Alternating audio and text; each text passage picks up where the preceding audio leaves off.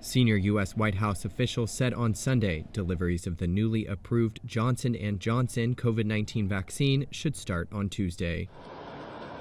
It will become the third vaccine made available in the U.S., but officials are noting a lag in reaching minority communities.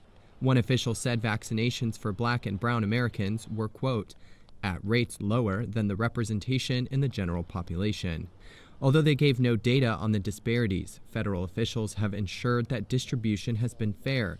They've also acknowledged concerns raised by some Black Americans, given the country's history of past disparities and a decades-long experiment in which Black men had been denied treatment to study syphilis. Officials have underscored the importance that anyone who can get vaccinated should do so as soon as possible. They've also sought to assure minorities of their safety.